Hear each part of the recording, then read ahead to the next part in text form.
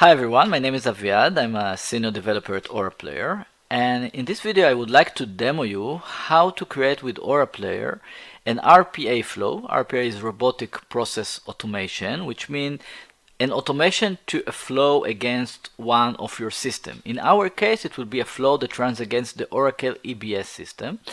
And this is what the flow will do, as described here in the chart. It will get an email. The email will contain some sales order details and the sales order line, which will be attached as CSV file to this email.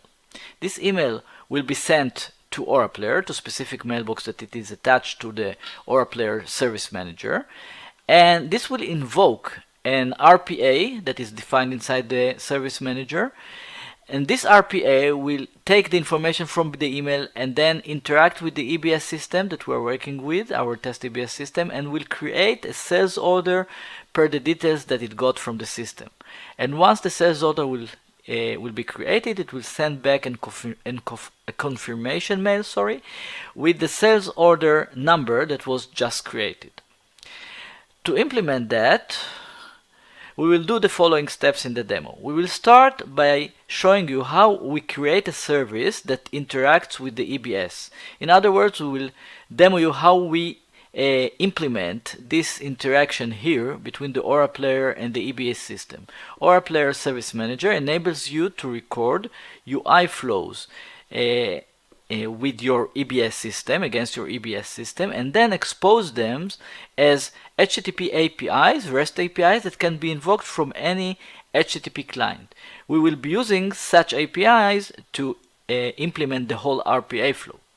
So in the second step, we will create the RPA flow, which gets the inputs and the details of the sales order from an email, analyze it, and then using services that we have created before, such as the service that we demoed you on step 1, we will interact with the EBS system and create the sales order with the details that we just got. And then we will send an email back, and a confirmation email back.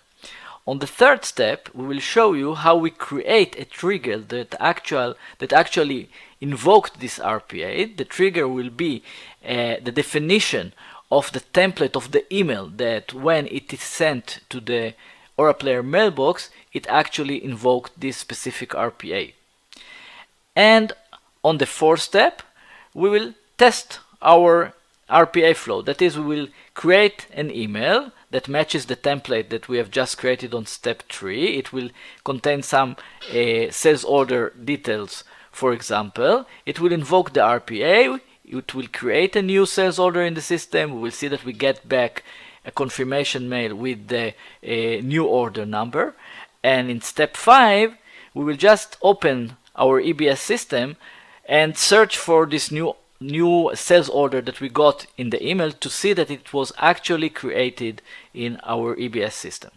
So this is the plan, and let's get started and see how we do it with Oracle Service Manager. To create a new service on the Service Manager, we need to go to the Services section, and then we need to select the plus button and select the type of service that we want to create. We have a few types of services that we can create. For our demo, we will choose the Forms service type because the sales order module is implemented on the EBS as a Forms application, and this would be the correct service type to work with, and this will also invoke the correct recorder that we have to listen and to record the UI flow on the sales order module in the EBS. So we will give it a name. And here we will paste the URL of the EBS that gets us directly to the sales order module. I have it here on my clipboard. I'll just choose it. And when I will press the begin button, it will do two things. It will activate our recorder that runs here in the background. These are the buttons of the recorder. And it will also invoke the EBS system. It is actually the Java applet of the EBS system that will get us to the sales order module. So I allow it to run.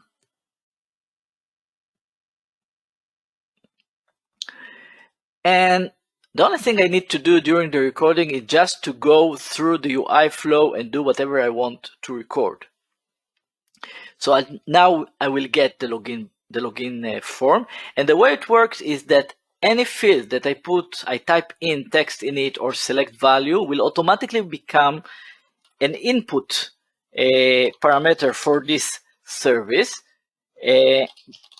because I want to be able to run this service and run it with different values to the fields that I'm entering. For example, in this case, I would probably like to run this service and run it for different users. So I need the username and the password to become input parameters, and that's what will happen automatically. So I'll just log in with the username and password, and now it will open the sales order form, and I will fill in just the mandatory fields. So I will put in a customer. This will also become an input field. I will select the order type, which will become another input field. Go to the line items, and here I will just add one line. I will put here an item that I know exists in my system. I will put quantity, and that's it for now. And now I will press the save button. And I want you to notice that here on the status bar, I get a message saying FRM 4400, which is the Oracle EBS indication to say that this record was saved successfully. And I will be using it for validating the service later on. I will show it to you. And the last thing that I want to do is to go to the order information, and I want to get back as an output parameter this order number that was just created. So to do that, to get an output from a recording, all I need to do is just to focus on the field, and it will automatically become an output parameter. So that's it. I'm finished. I'll go back to my recorder and press the Save and Exit button. This will open the Create Service window of the Service Manager.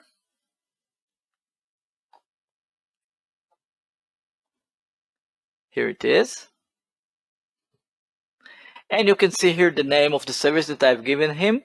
And you can also see here the input parameters that the recorder found. You can see here the username, the password, the customer, order type, order item, and the quantity. And you can also see here the output parameter that we selected, the order number. And now, just to complete the definition of the service, like I said, I want to add a small verification, that to be sure that the record was created. So one of the fields that gets back to me from the service is the status bar from the EBS system. So I'll configure it, and I will say that I want it to fail when the response does not contain the value FRM 4400, because I know that when it succeeds, it will be there, the FRM 4400. So if it is not there, then it probably failed. And now I'll just press the Create Service button, and I have a new service, a new API that I can invoke with different values to the parameters that were created, and create different sales order in my system. Let's see how we can run it. I'll just press here the test button. And you can see here the input parameters. I can change the values. I'll just change here, for example, the quantity to 4. And I will run the test. This will invoke the new service, the new API. It is a REST API. It will interact with the EBS system, and as you can see, it succeeded. It returned me the new sales order that was created, and the status bar messages, which are okay, and they also contain the FRM 4400, which means that the record was actually saved. Let's take this number and go to our EBS system just to verify that this order was actually created. Let's put here the order number, press the Find button, and here it is. It's here. You can see here the order. We can go to the line and see here that it was created. This is the item, and this is the quantity, and everything is okay. If I'll get back here to my service, just a minute, here it is.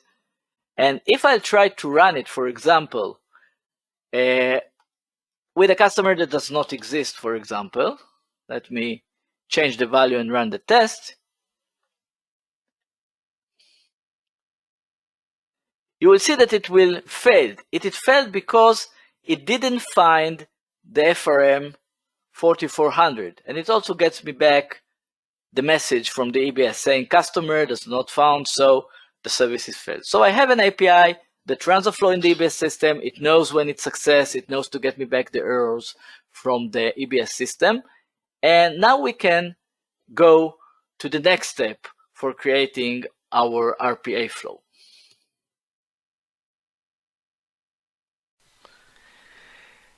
To create a new RPA process on the Service Manager, we would need to go to the Automation section. This is the section. And here under the Processes tab, we will just press the plus sign. This will open us a visual editor that will enable us to add an RPA flow, to create an RPA flow, and we will do it in a visual way. So here on the left side, we see the visual editor.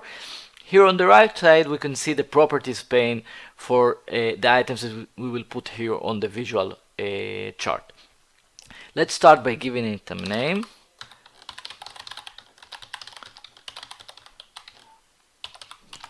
I'll call it sales order RPA. And now I can start and add building blocks or steps to my RPA flow. So let me press the plus sign here, and these are the available building blocks that I can add to my RPA flow. And the first and most basic one is, of course, calling a service like the one that we have demoed in the previous step.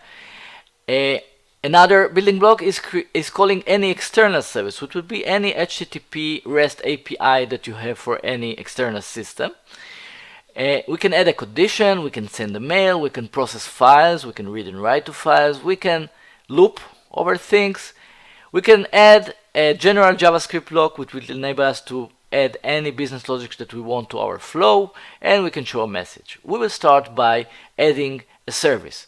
And to implement this RPA flow, I've created a few services like the one we have created before. I've created them as a more small and basic building blocks, so it will be easier for me to build the flow, as you will see in a minute.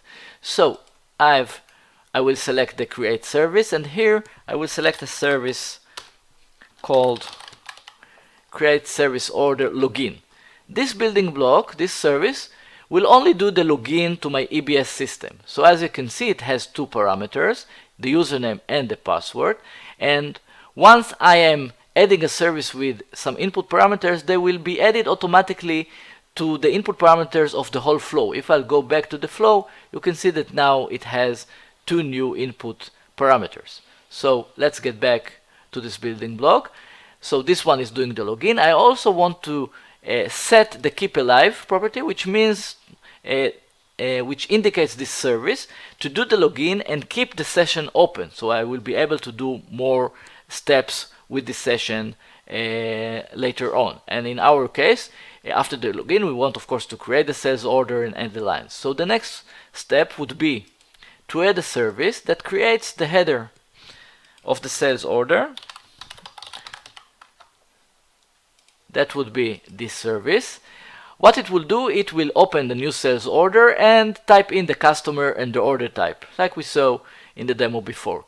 And these two parameters will also become two additional inputs for the whole flow. I will also set it to keep alive.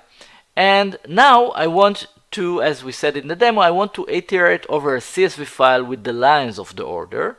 And I've created a simple CSV line. I'm presenting it here with Excel. It has 4 lines. The first row is the header rows, and it has 3 columns, the item, quantity, and date, and I have 3 rows as data for this flow.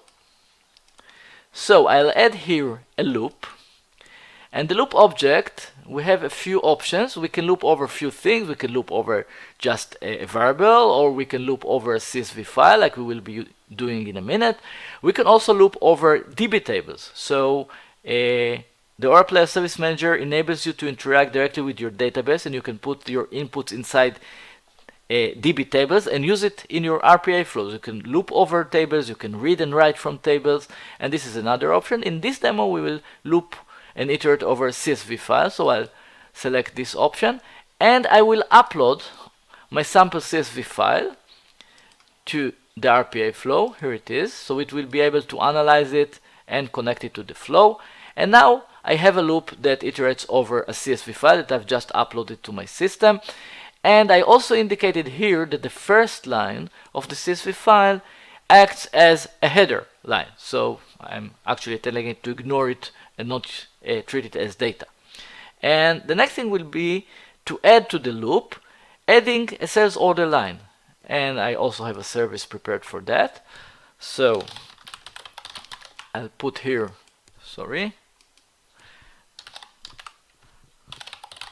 create add line. And this service has 4 parameters: the ID of the item to add, the quantity, the date, and the index of the line that we are adding, the 1, 2, 3. And we need now to wire these inputs to the data on the CSV file. So what we will do, we will select this button that sets the service parameter, and we will select here the select value option, which means I want to take this value from a previous step in my RPA. The previous step would be the loop that goes over the CSV file. And here you can see that the loop analyzed the structure of the CSV files and offers me the columns that are available for me from the CSV file. So for the item, I will take the item column. For the quantity, I would take the quantity column. And for the date, I would take the date column. For the index, I will just take the loop row number, which is the row number from the file. And that's it. I've just wired my input parameters to my CSV files. I'll also set it to keep alive because I iterate over few lines in the file. And the last thing I want to do, or almost the last thing, is to send an email with the newly created sales order. So I'll choose here sales mail. I just sent it directly to my email address. And on the subject, I'll say sales order was created. And I also want to put here the number of the newly created sales order. And I know that I get it as an output parameter from this service, the one that creates the header. So I'll select parameter and say I want to take a value from one of the previous steps, the create header step. Here I can see that one of the output parameters is the header number. I'll press OK, and I'll have it also on my subject of the email. And the last thing I want to do, I also want to go back to the flow definition, and I want to set the header number that returned from one of the steps to be also one of the output parameters of the whole RPA. Since an RPA flow may include many services, and each service may have many output parameters, we don't want automatically to include all of them in the RPA output parameters. We want to select them, only the ones that are relevant to the flow and are important to the flow, to be part of the process output. And in our case, I do want the number of the newly created sales order to be part of the flow. So I have my flow ready. I can save it and I can test it. To do that, I would just need to press the test button here. So let me press the test, and this would run the flow with the inputs that I've given him, create the new sales order, and also will send an email to me. Let's wait for it. And here it is. It was successfully executed. This is the new sales order that was created. You can see here the FRM 4400 that indicates that it was succeeded and was saved to my EBS system. And I also expect it to get into my mailbox. This is my mailbox. Let's see. Here it is. I've got here a new mail from this RPA flow saying that sales order was created. This is the number exactly that I've defined it in my sales order flow. Okay. So I'm ready with my sales order flow, and now I can move to the next step, which is to trigger to add a definition that will trigger this RPA with mail. What we wanted to do is to have a mail that will be sent to the system with the details of the sales order and the CSV file as an attachment to this mail, and sending this mail to the system will automatically trigger this RPA flow. So to do that, I only need to do one change here on the flow. Here on the loop, I uploaded the file, the CSV file, to be part of the flow. But this is not what I want to do. I want it to be set as a process input, because I want to send the file as input. I want to take the attachment from the mail and send it to the RPA flow as one of its inputs. So once I'm setting it here, you see it will add the file as additional input to this process. So let me save this process, and I would close it and go to define the email trigger. And to do that, this is my new RPA flow that we've just created. Like you saw, we can run it manually from the visual editor, or we can run it from here by pressing this execute button here, like any service. But what we want to do, and what we are able to do with the Oracle Player Service Manager, is also to attach triggers to these RPA flows that will invoke them on certain conditions. And we have two types of triggers that we can add. We have a scheduler that we can set to a specific RPA, which means that we can define it to run on specific time, or we can set it to run on a recurring base every day, every hour. This is one option to trigger an RPA using a scheduler. The other option is to use an email trigger, like we want to do in our demo, and we will choose that option. So we will choose email trigger, and here I will select my the RPA that we have just created. This is the one. I press the create button, and you can see here the RPA and with all the inputs that were set for this RPA. And now we will define the template of this mail that will be identified by the system. So when a mail with this template will be sent to the system, it will be invoking this specific RPA. First, we can filter from which recipients we would accept this mail, and I can say, for example, that I only want to process email that comes from oracleplayer.com, which means only internal users of my system.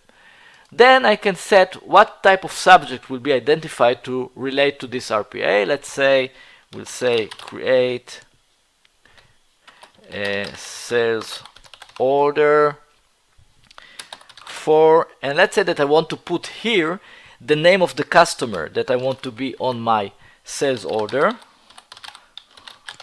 So I can do it like this. This is a way to define a parameter. I say that a subject for an email saying create sales order for, and then here something that will be coded as a parameter and would be the customer name.